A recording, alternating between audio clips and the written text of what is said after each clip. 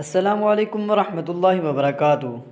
ناظرین، امام الاولیاء شیخ التفسیر حضرت مولانا احمد علی لاہوری رحمۃ اللہ علیہ ان اولیاء اللہ میں سے ہیں جن کا نام آتے ہی بڑے بڑے علماء کرام اور بزرگ ہستیوں کے سر عقیدت و محبت سے جھک جاتے اور آنکھیں اشکبار ہو جاتی ہیں۔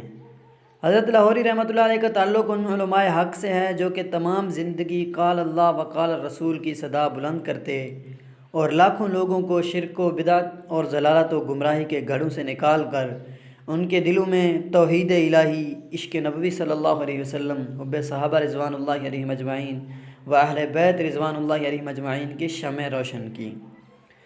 ان کے تقویٰ کا ایک واقعہ سنا تھا، وہ یہ کہ ان کے ایک مرید نے حضرت کو آزمانے کے لیے 2 کلو سیب لیے۔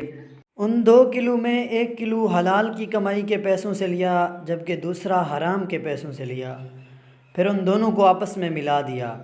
پھر حضرت کے پاس وہ سیب لے کر گیا اور حضرت کو کہا کہ میں آپ کو یہ سیب بطور ہدیہ پیش کرتا ہوں۔ جب حضرت کی نظر ان سیبوں پر پڑی تو حضرت نے فوراً ان سیبوں کو علیحدہ کر دیا اور 1 کلو کی طرف اشارہ کرتے ہوئے کہا کہ اپنی حرام کمائی والے سیب واپس لے جاؤ اور حلال کمائی والے میں قبول کرتا ہوں۔ ناظرین، ہمارے اس واقعے کے بارے میں ایک کومنٹ ضرور دیجیے گا اور چینل کو بھی ضرور سبسکرائب کیجیے گا۔